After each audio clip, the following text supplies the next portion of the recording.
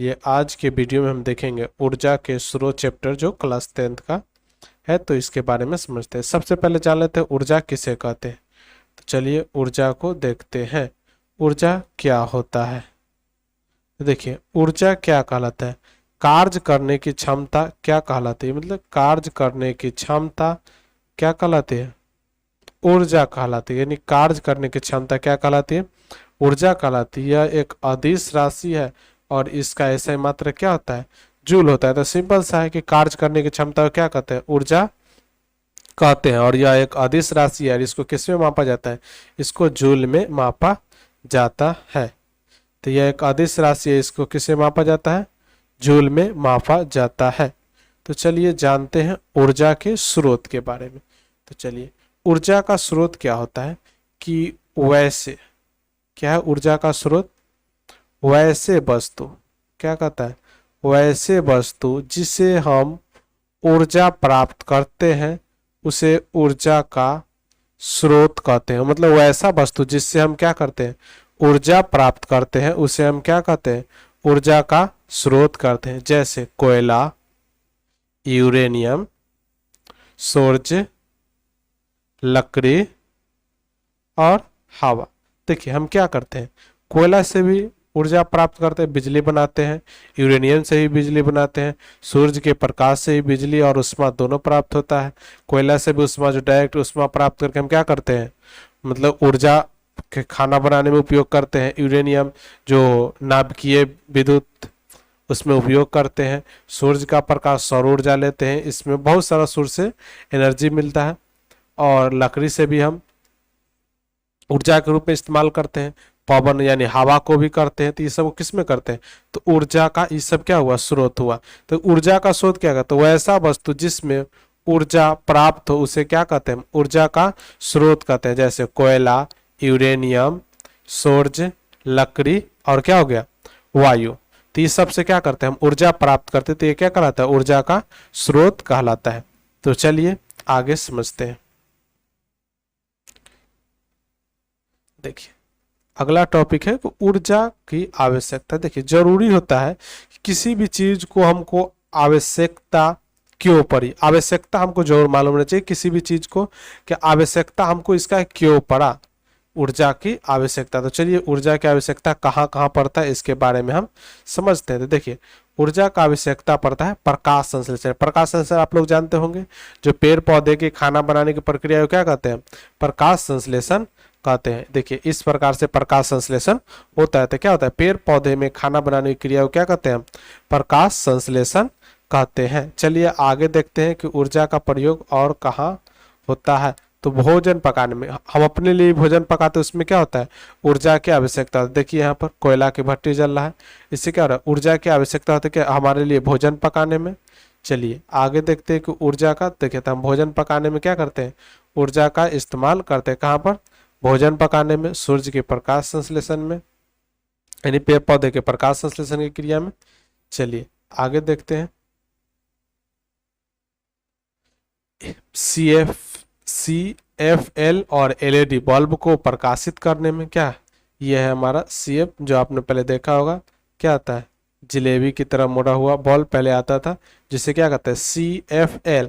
और अभी जो आ रहा है बल्ब क्या होता है? LED। तो इस सबको बल्ब को जलाने के लिए हमें किसका जरूरत पड़ता है? ऊर्जा का जरूरत पड़ता है। ये बल्ब को जलाने के लिए हमको क्या जरूरत पड़ता है? ऊर्जा का जरूरत पड़ता है। तो क्या ये बल्ब जलाने में ऊर्जा का प्रयोग करता है। चलिए और देखते हैं किसके बारे में ऊर्जा का प्रयोग पड़ता है। चलिए देखिए यातायात के लिए, मतलब हम एक स्थान से दूसरे स्थान जाते हैं, यानी बस से हम कहीं पर जाते हैं, तो उसमें भी क्या होता है? ऊर्जा का जरूरत पड़ता है। क्या होता है? पड़ता है ना। जैसे हम मोटरसाइकिल चलाते हैं, बस चलता है, इस समय क्या होता है?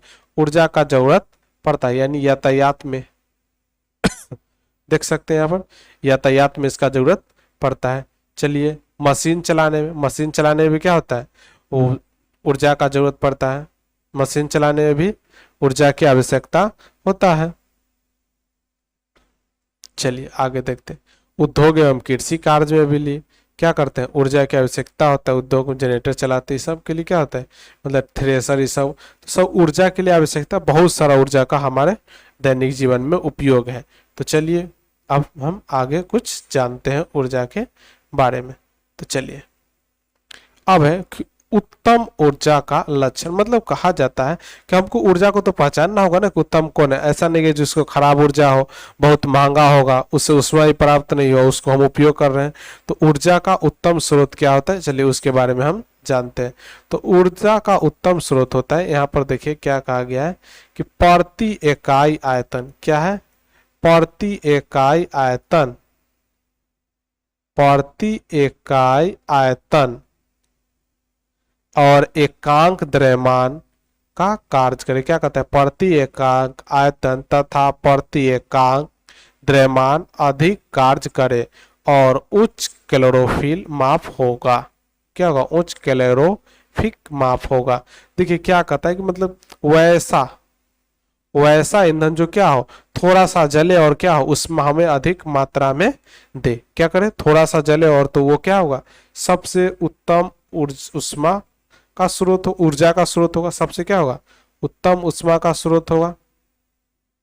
चलिए और फिर क्या कहता है, सस्ता हो, क्या हो, मतलब ऐसा नहीं कि उत्तम है बहुत महंगा होगा, तो वो भी तो हमारे लिए क्या है, दुर्लभ है। तो क्या हो, सस्ता और क्या हो, सरल हो, मतलब क्या हो, सस्ता हो यानी पैसा भी क्या हो, कम लगे और वो सुलभ मतलब आसानी से हमें मिल जाए। ठीक है, चलिए आगे समझते हैं। क्या हो, उसको मतलब सुलभ, उसको यूज करना भी क्या हो, आसान हो। भंडारण एवं परिवहन आसान हो, क्या हो, उसको हम आराम से कहीं पर क्या किया जाए, स्टोर करके रख ले। परिवहन, गाड़ी से एक जगह से दूसरी जगह आसानी से ले जा सके। तो क्या कहता है, भंडारण तथा परिवहन क्या हो, आसान हो। ठीक है, चलिए आगे समझते हैं।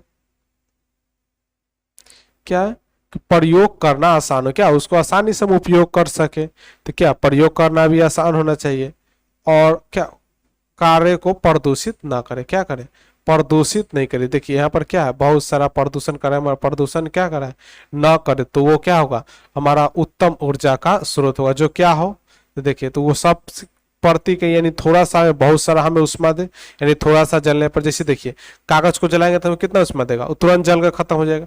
लकड़ी को जलाएंगे तो क्या होगा, थोड़ा देर और ज्यादा जलेगा। कोयला को जलाएंगे तो थोड़ा देर और ज्यादा जलेगा। तो जिस पर क्या हो, मतलब वैसा मतलब ईंधन होना चाहिए, जो स्रोत होना चाहिए कि जो क्या हो, जलाए, थोड़ा सा ही जलाए तो क्या हो, उष्मा अधिक मात्रा में हमें प्राप्त हो। और उसके बाद क्या किया कि वो सस्ता भी, ऐसा नहीं कि बहुत महंगे हो जाए कि हमको उपयोग नहीं करते। क्या होना चाहिए, सस्ता होना चाहिए।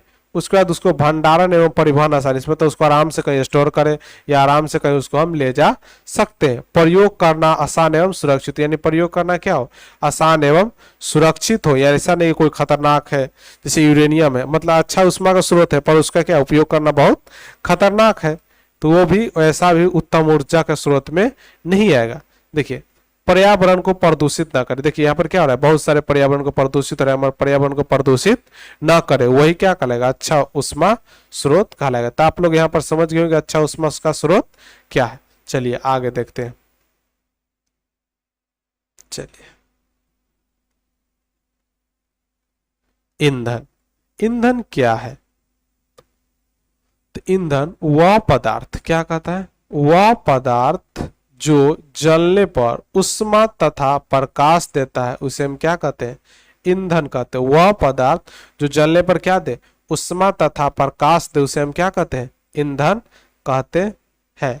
जैसे क्या हो गया, लकड़ी, कोयला, क्या हो गया, लकड़ी, कोयला, पेट्रोलियम, जो वो ऐसा पदार्थ जो जलने पर उष्मा तथा प्रकाश दे, उसे हम क्या कहते हैं, ईंधन कहते हैं। तो ईंधन के रूप में कौन सा हो गया यहाँ पर, देखिए लकड़ी, कोयला, ये सब क्या हो गया, हमारा ईंधन हो गया। पेट्रोल, डीजल, ये सब भी क्या हमारा ईंधन ही है। तो क्या वह पदार्थ जो जलने पर उष्मा तथा प्रकाश दे, उसे क्या कहलाता है, ईंधन कहलाता है। चलिए आगे समझते हैं। अच्छे ईंधन का गुण के बारे में हम लोग समझते हैं कि अच्छे ईंधन का गुण क्या होता है। तो चलिए देखते हैं अच्छे ईंधन का गुण। देखिए उच्च कैलोरीफिक मान, क्या हो, उच्च कैलोरीफिक माप होना चाहिए। उसमें क्या होना चाहिए, अधिकांश धुआं और हानिकारक गैस ना हो, क्या हो, धुआं और हानिकारक गैस ना हो, वैसा ईंधन जिसमें क्या धुआं और हानिकारक गैस उत्पन्न ना हो। और उच्च के मतलब कि थोड़ा सा ही क्या चले, उसका बहुत सारा हमें ऊर्जा प्रदान करे, उसी को क्या कहते हैं कैलोरीफिक मान। यानी ये एक मान होता है जिसका कैलोरीफिक मान उच्च होगा वो क्या होगा, अच्छा ईंधन, मतलब थोड़ा सा ही क्या होगा, बहुत अधिक उष्मा देगा। ठीक है, उष्मा का अच्छा ईंधन को पहचानने के लिए क्या उच्च कैलोरीफिक मापा जाता है कि जिसका उच्च होगा वो क्या होगा, मतलब बहुत थोड़ा सा मात्रा में बहुत अधिक उष्मा हमें प्रदान करेगा। मतलब हानिकारक धुआं, इसके तरह क्या हुआ धुआं, वहां पर हानिकारक धुआं ना हो। चलिए आगे समझते हैं। मध्य ज्वाला, बात समझिए, मध्यम ज्वाला यानी मतलब वो धीरे धीरे जले, ऐसा नहीं कि तुरंत जलकर खत्म हो जाए, उसे मध्यम ज्वाला ताप होना चाहिए। जैसे कोयला में देखिए क्या होता है, मध्य ज्वाला और क्या होता है ताप होता है, जो धीरे धीरे जलता है। और इसमें क्या होता है ताप, इसमें कभी भी अति नहीं ला नहीं निकलती है, क्या होता है ये धीरे धीरे मध्य रूप से जलता है और सीधा क्या करता है हीट हमें प्रदान करता है। चलिए आगे देखते हैं। देखिए आगे हमको सस्ता और क्या हो आसानी से उपलब्ध, तो सस्ता और क्या हो आसानी से उपलब्ध हो जाए, इस जो सस्ता भी होना चाहिए और आसानी से उपलब्ध होना चाहिए। ऐसा नहीं कि बढ़िया ईंधन है हमको आसानी से मिल भी नहीं करेगा, तो बढ़िया रहला कौन काम के, कोई काम के रहेगा नहीं रहेगा।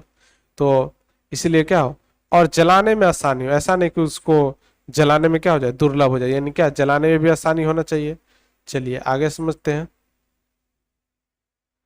और कहता है भंडारण और परिवहन आसान हो, फिर वही बात कि इसको रखने और रखने में क्या होना चाहिए आसान होना चाहिए, यानी भंडारण एवं परिवहन क्या होना चाहिए आसान होना चाहिए। यहाँ पर देख सकते हैं कि भंडारण एवं परिवहन क्या हो, एक स्थान से आराम से इसको स्टोर कर सकते हैं, एक स्थान से दूसरे स्थान ले जा सकते। क्या कहता है भंडारण एवं परिवहन क्या होना चाहिए आसान होना चाहिए।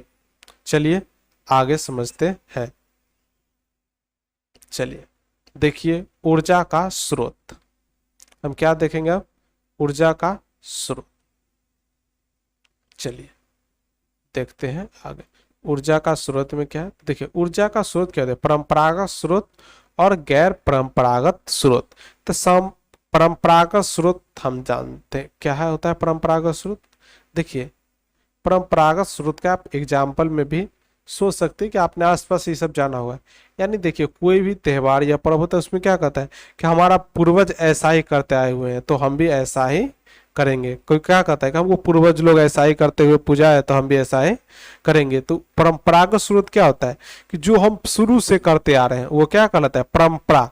हम कहते हैं ना कि ये परंपरा शुरू से ही चलते आ रही है, आ रही है ना। कोई परंपरा गलत होता है उसको हम सुधार करते हैं, जैसे क्या था सती प्रथा का परंपरा जो जो क्या गलत था तो उसको हम सुधार किए। तो क्या होता है परंपरागत स्रोत जो क्या हो शुरू से ही आता रहे, मतलब क्या हो जो शुरू से ही होता आ रहा है उसे क्या कहते हैं हम परंपरागत स्रोत। वैकल्पिक स्रोत या गैर परंपरागत स्रोत, ये क्या होता है वैकल्पिक मतलब परंपरागत स्रोत के अलावा हम और कुछ वैकल्प ढूंढ लेते उसे हम क्या कहते हैं गैर परंपरागत या वैकल्पिक स्रोत कहते हैं। तो हम ये दोनों में आप समझ गए परंपरागत स्रोत क्या होता है जो हमारे पूर्वज से करते आए हुए दादा परदादा वही काम हम भी कर रहे हैं तो वो क्या होता है परंपरागत स्रोत। और वो ऐसा स्रोत जो शुरू से नहीं आता है हम उस पर क्या किए वैकल्प ढूंढ लिए तो वो क्या कहलाता है हमें गैर परंपरागत स्रोत। तो चलिए इसके समझते हैं बारी बारी से क्या होता है परंपरागत और गैर परंपरागत स्रोत। चलिए देखिए परंपरागत स्रोत क्या होता है। परंपरागत स्रोत में कौन कौन से आते हैं देखिए परंपरागत स्रोत में आते हैं जीवाश्म ईंधन कोयला और पेट्रोलियम। कौन कौन आते हैं जीवाश्म ईंधन कोयला और पेट्रोलियम। चलिए देखिए क्या आते हैं कोयला और क्या है देखिए तापीय विद्युत यंत्र। क्या है तापीय विद्युत यंत्र क्या होता है जो कोयला के द्वारा जलाकर क्या किया जाता है विद्युत बनाया जाता है वो क्या है तापीय विद्युत यंत्र। ये क्या है हमारा परंपरागत स्रोत है। क्या है तापीय विद्युत कोयला को जलाकर क्या किया जाता है विद्युत उत्पन्न किया जाता है। चलिए आगे समझते हैं इसमें जलीय विद्युत यंत्र द्वारा क्या करता है जल द्वारा विद्युत प्राप्त किया जाता है। ये सब क्या हमारा परंपरागत स्रोत यानी जल द्वारा विद्युत का उत्पन्न किया जाता है। क्या किया जाता है इसमें एक बड़े से नदी में बांध बनाकर एक पतले से छिद्र से गुजारा जाता है और वहां क्या टरबाइन लगा दिए जाते हैं जिसमें पंखे और उसको क्या जनित्र से जोड़ दिया जाता है। क्या तो जनित्र से उससे हमें क्या होता है बिजली प्राप्त होने लगती है। तो देखिए तापीय विद्युत कोयला को भाप बनाकर बिजली उत्पन्न करते हैं। जो अभी हमारे घरों में लाइन आता है वो अधिकतर क्या आता है, तापीय विद्युत यंत्र से ही आता है। किससे आता है, तापीय विद्युत यंत्र से आता है। तो ये चलिए आगे इसमें समझते हैं। देखो जैव मात्र यानी बायोमास द्वारा क्या करते हैं, बायोमास द्वारा एक टंकी में गोबर से क्या करते हैं, गैस को बनाते हैं, जिसका उपयोग जलावन और इलेक्ट्रिक उत्पन्न करने के लिए भी किया जाता है। तो इस प्रकार से हम क्या बनाते हैं, गोबर टंकी बनाते हैं, जिससे कि देखे होंगे आप गांव देहात में इस प्रकार से बना हुआ रहता है। तो ये सब क्या होता है, हमें किस में आता है, जैविक मात्रक। किस में आता है, जैविक मात्रक। किस में है ये हमारा जैविक मात्रक। तो हम क्या समझे, देखिए जीवाश्म ईंधन, जीवाश्म ईंधन में क्या गया, कोयला, पेट्रोलियम। उसके बाद तापीय विद्युत यंत्र, जहाँ कोयला से जलाकर, जिसे हम पावर स्टेशन बोलते हैं, वो कोयला को जलाकर क्या किया था, ये कहाँ स्थापित किया था, जहाँ पर कोयला और तेल का मतलब आसानी से मिल उपलब्ध हो, वहां पर इसका प्लांट लगाया जाता है। उसके बाद है जैव मात्रा यानी बायोमास। क्या है, जैव मात्रा बायोमास क्या होता है कि गोबर से हमें क्या बनाते हैं, इससे गैस बनाकर इससे बिजली उत्पन्न या इससे जलावन में उपयोग करते हैं। तो ये हमारा क्या है, परंपरागत स्रोत है। चलिए अगला है पवन ऊर्जा। हम क्या करते हैं, पवन ऊर्जा से विद्युत बनाते हैं। किससे, पवन ऊर्जा से भी हम विद्युत बनाते हैं। ये भी हमारा क्या है, परंपरागत स्रोत है। क्या है, परंपरागत स्रोत। परंपरागत स्रोत में हम क्या क्या जाने, फिर से एक बार इसको रिपीट कर लेते हैं। चलिए समझते हैं। परंपरागत स्रोत में हमने जाना कि ये जीवाश्म ईंधन, कोयला, पेट्रोलियम से क्या होते हैं, जीवाश्म ईंधन परंपरागत स्रोत। तापीय विद्युत यंत्र क्या है, ये भी हमारा परंपरागत स्रोत है। उसके बाद जलीय विद्युत यंत्र, ये भी क्या है, प्राकृतिक मतलब परंपरागत स्रोत है। जैव मात्रक, ये भी क्या है, परंपरागत स्रोत है। और ये दोनों है क्या, जैविक मतलब क्या है, बायोमास। इसको इस प्रकार से हम पाइप लाकर उपयोग करते हैं। इसका आंतरिक स्ट्रक्चर यहाँ पर दिखाया गया है, किस प्रकार से मिट्टी, गैस की टंकी, मिट्टी, उर्वरक, खाद, ये सब क्या करते हैं, इसके अंदर डालते हैं। ठीक है, तो इससे क्या होता है, गैस बनता है। पवन ऊर्जा जानते हैं, पवन ऊर्जा के बारे में, जो नदी समुद्र के किनारे जहाँ तेजी हवा गुजरते हैं वहां पर बड़े बड़े टावर में पंखे लगाकर पवन ऊर्जा का उपयोग किया जाता है। ठीक है, तो चलिए आगे समझते हैं। देखिए वैकल्पिक या गैर परंपरागत स्रोत क्या होता है। ठीक है, हम फिर से चर्चा करेंगे परंपरागत स्रोत पर बारी बारी से। ये तापीय विद्युत यंत्र क्या होता है, जलीय विद्युत यंत्र से किस प्रकार प्राप्त करते हैं, वो पवन ऊर्जा कैसे प्राप्त होती है, उसके बारे में चर्चा करते हैं। परंतु पहले जान लेते हैं गैर परंपरागत स्रोत क्या होता है। तो दोनों के बारे में पहले समझ लेते हैं, तब उसके बाद फिर बारी बारी से इसको हम समझेंगे प्रत्येक को। तो चलिए यहाँ पर समझते हैं। देखिए सौर ऊर्जा और सौर कुकर, सौर पैनल, ये सब क्या है, हमारा गैर परंपरागत स्रोत है। क्या है, गैर परंपरागत स्रोत मतलब इससे हमको पूर्वज से नहीं, इधर आकर हम इसे क्या किए, नया में डेवलप किए हैं। तो ये सब क्या हुआ, गैर परंपरागत स्रोत। तो क्या हो गया, सोलर पैनल देख सकते हैं, बहुत बड़ा सोलर पार्क है ये, इस आप जानते होंगे इनको। ये क्या है, हमारे देश के प्रधानमंत्री। चलिए तो आगे समझते हैं। देखिए यहाँ पर आगे क्या दिया गया। देखिए समुद्री ज्वार, समुद्री ज्वार से ज्वारीय, तरंगीय, महासागरीय से क्या करते हैं हम, विद्युत ऊर्जा उत्पन्न करते हैं। किससे, ज्वारीय, तरंगीय और महासागरीय। ज्वार भाटा से भी उसमें क्या करते हैं, ऊर्जा उत्पन्न करते हैं। देखिए ज्वार भाटा से क्या करते हैं, ऊर्जा उत्पन्न करते हैं।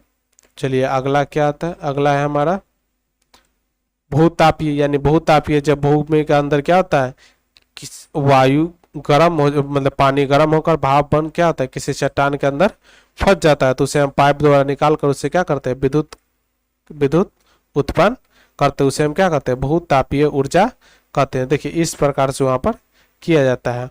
हॉट वाटर यानी गर्म वाटर को उस प्रकार भाप बनाकर ले जाते हैं, उससे हम क्या करते हैं, विद्युत उत्पन्न करते हैं। तो चलिए इसके बारे में विस्तार से आगे हमको जानना है, तो अभी थोड़ा थोड़ा समझते चलते हैं आगे। नाभिकीय ऊर्जा क्या होता है, देखिए नाभिकीय ऊर्जा पर जहाँ क्या होता है, यूरेनियम। आप लोगों को मैंने अगले थोड़ा देर पहले ही देखा है कि परमाणु के नाभिकीय ऊर्जा, वहां पर आपको देखा यूरेनियम। यूरेनियम को जलाकर क्या कहते हैं, विद्युत उत्पन्न किया जाता है। देखिए ये यूरेनियम बहुत खतरनाक होते हैं, तो इसीलिए इनके बहुत तरीके से इसे क्या कहता है, इस्तेमाल करके इसको इसमें जलाकर विद्युत उत्पन्न किया जाता है। ठीक है, यह रेडियो एक्टिविटी तत्व है। तो ठीक है, तो इसमें क्या है, परमाणु, भारत के परमाणु ऊर्जा संयंत्र, मतलब यंत्र, इसमें क्या किया जाता है, नाभिकीय ऊर्जा होता है किसके, यूरेनियम से, किसका, यूरेनियम का प्रयोग करके। तो चलिए आगे समझते हैं। अब है ऊर्जा का परंपरागत स्रोत में क्या क्या था, चलिए देखते हैं ऊर्जा का परंपरागत स्रोत। यहाँ पर बात को समझते हैं। ऊर्जा के वे स्रोत जो जनसाधारण द्वारा लंबे समय से प्रयोग किया जा रहा है उसे ऊर्जा का क्या कहते हैं, परंपरागत स्रोत कहते हैं। क्या कहते हैं, ऊर्जा का परंपरागत स्रोत कहते हैं। जो क्या हो, लंबे समय से चला हुआ आ रहा है उसे क्या कहते हैं, ऊर्जा का परंपरागत स्रोत कहते हैं। जैसे जीवाश्म ईंधन, जैव मात्रक, जलीय ऊर्जा, पवन ऊर्जा, इनका उपयोग बहुत लंबे समय से हम लोग करते हुए आ रहे हैं। जीवाश्म ईंधन में कोयला हो गया, जलीय जैव मात्रक गोबर गैस, क्या होता है, जल विद्युत ऊर्जा, क्या पवन ऊर्जा, ये सब क्या होता है। तो हम इनका उपयोग पहले से करते हैं। क्या जीवाश्म ईंधन में क्या गया, कोयला, जैव मात्रक में वायु गैस, जलीय ऊर्जा, और ये क्या है, पवन ऊर्जा। तो इसका उपयोग हम बहुत लंबे समय से करते आ रहे हैं, क्या कार्य क्षेत्र में उपयोग लाते, इसीलिए क्या हो गया, ऊर्जा का परंपरागत स्रोत होता है। चलिए, तो आप लोग समझ गए ऊर्जा का परंपरागत, जिसे हम लंबे समय से उपयोग करते हैं उसे क्या कहते हैं, ऊर्जा का परंपरागत स्रोत कहते हैं। देखिए जीवाश्म ईंधन क्या होता है, तो देखिए जीवाश्म ईंधन जो जीवों से, क्या दिया हुआ है, जीवों से प्राप्त ईंधन क्या कहलाता है, जीवाश्म ईंधन का, जैसे कोयला, पेट्रोलियम, जीवाश्म ईंधन कहलाता है। क्या कौन कौन कहलाता है, कोयला, पेट्रोलियम क्या कहलाते हैं, जीवाश्म ईंधन कहलाते हैं। कोयला, पेट्रोलियम, ये सब क्या कहलाते हैं, हमारे जीवाश्म ईंधन कहलाते हैं। कोयला, ये क्या है, कोयला का खदान है हमारे यहाँ पर। समझिए क्या समझते हैं कि लाखों वर्ष तक उत्पादन का यह समाप्त भंडार यानी अनवकरणीय, ये क्या होता है, लाखों वर्ष में यह उत्पन्न होते हैं और यह एक समाप्त भंडार यानी अनवीकरणीय स्रोत है। कोयला क्या है, हमारा अनवीकरणीय स्रोत है, ये समाप्त होने वाला है। ये क्या है, अनवीकरणीय स्रोत, ये कभी क्या हो सकता है, खत्म हो सकता है। तो ये सब क्या है, अनवीकरणीय स्रोत है। चलिए आगे देखते हैं। देखिए हमारा यहाँ पर है कि वर्तमान में देखिए कि हमारा क्या क्या है कि भारत में विश्व का 6% कोयला का भंडार है, जो वर्तमान में जिस दर से खर्च हो रहा है अधिकतम 250 वर्ष तक क्या होगा, चलेगा। कितना तक चलेगा, 250 वर्ष तक। जिस प्रकार से देखिए जनसंख्या बढ़ रही है, ये भी क्या है, बहुत बड़ी कारण है, मतलब कि ईंधन का। जितना ज़्यादा जनसंख्या होगा उतना ज़्यादा हमें ऊर्जा का आवश्यकता होगा, तो उतना ज़्यादा हम कोयला का क्या करेंगे, उपयोग करेंगे। तो हमको क्या होगा, वैकल्पिक स्रोत ढूंढना होगा, जैसे जल विद्युत, पवन ऊर्जा, सौर ऊर्जा, इसका अधिक से अधिक हम इस्तेमाल करें। और ये धरोहर हमारे जो प्राकृतिक में जो है कोयला, इस सबको हमको क्या करना है, बचाकर रखना होगा। तो चलिए आगे समझते हैं। आगे है जीवाश्म ईंधन। देखिए जीवाश्म ईंधन को जलने पर प्रदूषण एवं हानियां क्या क्या होता है उसको समझते हैं। देखिए जीवाश्म ईंधन क्या कहता है, जीवाश्म ईंधन को जलने पर मुक्त कार्बन डाइऑक्साइड, नाइट्रोजन, सल्फर के ऑक्साइड वायु में प्रदूषित तथा अम्लीय वर्षा का कारण बनता है, जो जल एवं मृदा संसाधनों को परिभाषित करते हैं। मतलब क्या होता है, जीवाश्म ईंधन जलने पर क्या क्या निकलता है, मुक्त होता है क्या, carbon dioxide, nitrogen, sulphur oxide, जो वायु प्रदूषित करता है और यह अम्लीय वर्षा का कारण बनता है, जिससे क्या मृदा और जल क्या होता है, प्रदूषित होता है। क्या होता है, मृदा और जल क्या होता है, प्रदूषित होता है। देखिए और ये क्या करते हैं, ग्रीन हाउस गैस को प्रभावित करते हैं। किसको प्रभावित करते हैं, ग्रीन हाउस गैस यानी कार्बन डाइऑक्साइड को उत्पन्न करता है, जिससे धरती अत्यधिक क्या हो जाएगा, गर्म हो जाएगा। इससे ग्लोबल वार्मिंग का खतरा बना रहेगा। ग्लोबल वार्मिंग का खतरा मतलब हमारे जो हिमालय का बर्फ है वो क्या होगा, पूरी तरीके से पिघलने लगेगा। तो ये क्या होता है हमें कि ये हमें संतुलन बिगाड़ देता है, किसका, कार्बन डाइऑक्साइड की मात्रा बढ़ाता है, जिससे कारण क्या होता है, पृथ्वी की सतह गर्म होने लगता है, जिससे ग्लोबल वार्मिंग का खतरा बढ़ जाता है। चलिए आगे देखिए, हम यहाँ पर क्या समझे, जीवाश्म ईंधन का उत्पन्न एवं प्रदूषित हानियां। तो जीवाश्म ईंधन को जलाने पर क्या क्या होता है हमें, कार्बन डाइऑक्साइड, नाइट्रोजन, सल्फर के ऑक्साइड वायु प्रदूषण तथा अम्लीय वर्षा का कारण बनता है, जो कि जल एवं मृदा संसाधनों को क्या करता है, प्रभावित करता है, जिसके कारण क्या, जल मृदा संसाधनों को परिभाषित करता है। ठीक है, तो चलिए आज के लिए इतना ही, फिर मिलेंगे नेक्स्ट वीडियो में। तब तक के लिए जय हिंद।